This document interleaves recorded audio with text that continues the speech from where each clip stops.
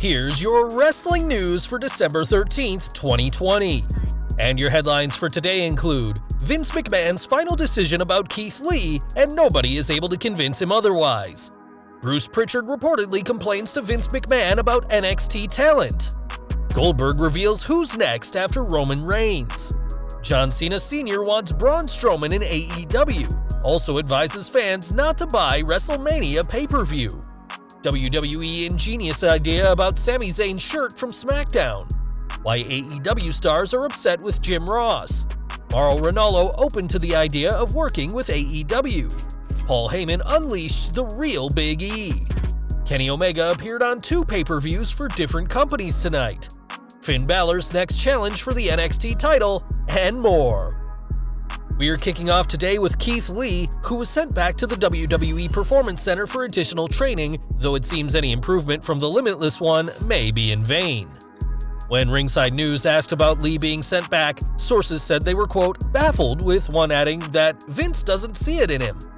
It's no secret that McMahon can change his mind on a superstar's push, and now it seems that the boss has soured on the former NXT champion, especially given that he only listens to a handful of employees like Bruce Prichard and Kevin Dunn. Perhaps Lee's reputation backstage would be better if there was a live crowd cheering for the Limitless one, but for now it looks like any big plans for Lee are a long way off, if they even exist at all. Lee was just one of 5 names to be sent down for additional training, as he's joined by Otis, Omos, Dabba-Kato, and Dio Maddin, and with Bruce Prichard in McMahon's ear, this may explain the boss's attitude towards these NXT superstars. According to a Ringside News report, the Raw and SmackDown executive director isn't happy with the black and gold brand, and is facing claims that he has buried the way NXT trains superstars. They said, Ringside News has learned that Bruce Prichard is not a fan of NXT's training. He will bury the way NXT trains talent directly to Vince McMahon. This is one of the only voices Vince McMahon hears since there are no live fans. We were additionally told that Kevin Dunn is also a big influence on Vince McMahon's opinion as he relays information via headsets and in their meetings. Vince McMahon continues to live in his own bubble, and it's a daunting task to penetrate it with information. It's worth noting that all of the superstars sent for retraining have either trained or wrestled for NXT in the past. Keith Lee signed with WWE in 2018 and was immediately added to the NXT roster, and whilst it seemed that McMahon was once a fan of the Raw superstar, especially after he gave a passionate speech after his Raw debut, it seems things have changed. Dio Maddin became a commentator last year after signing with WWE in 2016, but has returned to in-ring action as part of Retribution. As for Dabba-Kato and Omos, both men reached prominence with Raw Underground, though only Omos has appeared since, being rebranded as AJ Styles' bodyguard.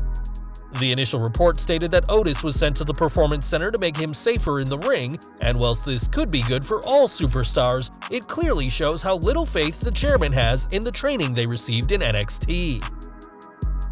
Goldberg news next, as the former Universal Champion has his sights set on Roman Reigns, but he's already looking past the Tribal Chief.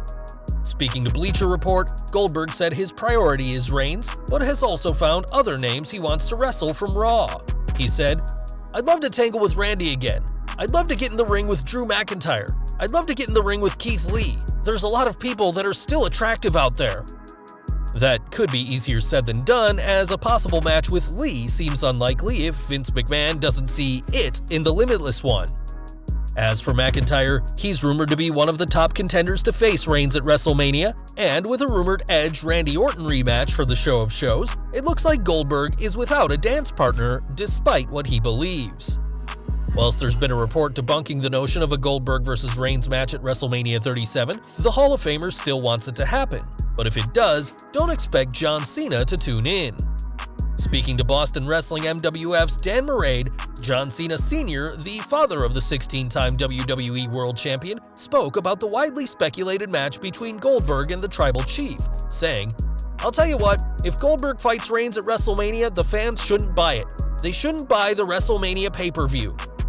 The reverse second-generation superstar, meaning he got into wrestling after his son, didn't stop there, as he blasted Goldberg and speculated on what the former Universal Champion would have to say about his return. I returned because I think I'm great. The smoke comes out my nose and I get big money. Please, you know what? There's another guy that needs to understand, when it's over, it's over. I wouldn't buy a ticket to see him. I think he's a great guy, don't get me wrong. Cena Sr. says he has no issues with the 53-year-old Hall of Famer in real life, but simply doesn't believe the legend belongs in a ring anymore. He said, "Nothing against a man who stays healthy, who's on the ball. I'm talking about Goldberg. He's well put together. Please, I wouldn't want to get in a fight with him. Let me tell you right now, I'm not knocking that end of it. I just don't think the draw factor is there, and it's not going to work. It just isn't going to work." Cena Sr. even suggested Daniel Bryan as Reigns' opponent, which could happen given that Bryan is reportedly one of two men alongside Drew McIntyre WWE is considering for the Tribal Chief, and also suggested The Rock, though said that match would need live fans. One man who knows about Reigns and Goldberg well is Braun Strowman, who replaced the big dog at WrestleMania 36, though Cena Sr. argued that AEW is a better home for the monster among men. Time will tell who faces the Universal Champion next March, but there is no shortage of people who oppose the speculated match with Goldberg. SmackDown next, as Sami Zayn was complaining this week about the lack of merch he has, and whilst he got his wish, it's not exactly what he had in mind. During the segment, Big E and Apollo Crews trolled the Intercontinental Champion with their own take on what a Zayn shirt would look like, and now that stick figure shirt has been turned into a real piece of merchandise. Although Zayn wasn't a fan of the shirt in the segment, he was pretty pleased about how Big E and Crews' plan backfired, saying it resulted in him getting the greatest merch shirt in WWE history. We'll have to see if Zayn walks into TLC, reportedly against Big E, in his stick figure shirt, but for now, the most loyal of Zayn fans finally have merch to represent the Intercontinental Champion. Over to AEW now, as Jim Ross recently shared his opinion on high flyers during his podcast, which hasn't sat too well with several stars backstage. On the show, JR criticized the spot where everyone groups together to catch what he called some leaping idiot, a spot that happens almost every single week on Dynamite. Now, Wrestling News is reporting that several AEW stars were incensed over JR's comments, and one anonymous star from the company noted, "Everyone is doing what they've been taught. I agree that sometimes things need to be slowed down, but that won't happen when the guy who's supposed to help put us over is going out there and publicly burying us." The WWE Hall of Famer recently said that AEW will be his final commentary gig, and will do it as long as he feels he can do an adequate job, but it seems to many in the back, JR's time has already come. From one commentator to another, as Mauro Ranallo left WWE after SummerSlam, but he's not entirely out of the pro wrestling game. While speaking to Post Wrestling, Ranallo was asked about a possible WWE return or even joining AEW, and admitted he's open to the idea of joining the All Elite promotion. With that said, Ranallo also spoke of several big plans he still wants to accomplish, including host a game show, do more voiceover work, and be an advocate for mental health. So it seems he'll have a lot on his plate. Ranallo also said that although he was grateful for all the work he achieved in WWE, he's not interested in going back to that rigorous schedule. So wherever the beloved commentator ends up next, don't expect him in the Thunderdome or the Capitol Wrestling Center. Back to SmackDown, as Big E appeared on Talking Smack this week, only to receive some serious advice from Paul Heyman. During the show, the duo discussed Big E's pursuit of the Intercontinental Championship and addressed his count-out loss to Sami Zayn, which led to Heyman saying this ticked-off Big E is the one fans have been waiting for. Heyman continued that this singles title-focused Big E is the one fans will remember 10 years from now, and his time with the New Day will be a footnote on his career, and that he'll reach new highs as a singles star. Heyman concluded by comparing Big E and the New Day to Roman Reigns and The Shield, and given the unquestionable success the Tribal Chief has had since splitting from his stable, time will tell if Big E can do the same. Speaking of the Blue Brand, Carmella and Sasha Banks had a contract signing for their SmackDown Women's title match at WWE TLC this week that didn't go as planned.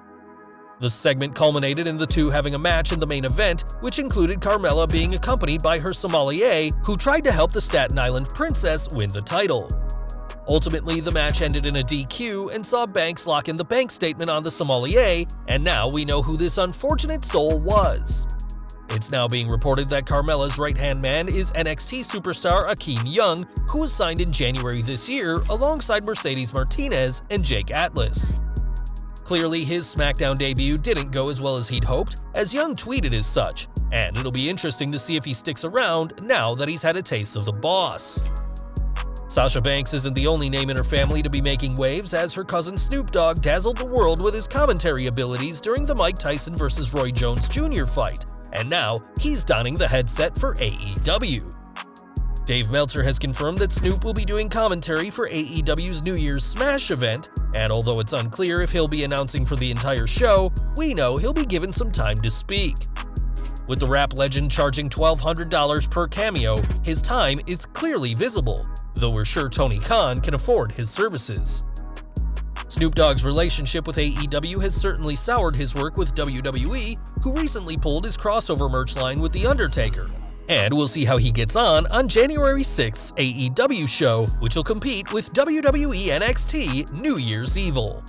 More from AEW, as Kenny Omega is keeping busy as the AEW World Champion, and just last night appeared at 2 separate pay-per-views, neither of which were for AEW.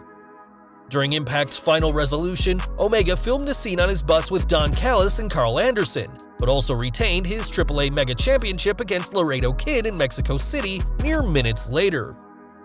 This fast travel was accomplished by filming the Impact segment ahead of time, and during the AAA broadcast, commentators referenced the cleaner's change in attitude since hanging with Callis. Clearly, Omega is ready to do as much as possible with the AEW World title, and the belt collector could soon be adding more gold to his collection. And we're ending today with AEW news, as Billy Gunn was one of the very first names the company confirmed back in January 2019, but he's more than just a star and a coach for the company. On Twitter, Austin Gunn tweeted a video of his father showing the hard work the New Age Outlaw had done for a bodybuilding competition, which he absolutely looked jacked for. Gunn was released from WWE 5 years ago after he failed a drug test and was suspended from powerlifting competitions for 4 years for doing so, with Triple H calling his friend personally to let him know of the release. Going by the video, Gunn remains in phenomenal shape, and we can only hope that all this hard work pays off in the competition.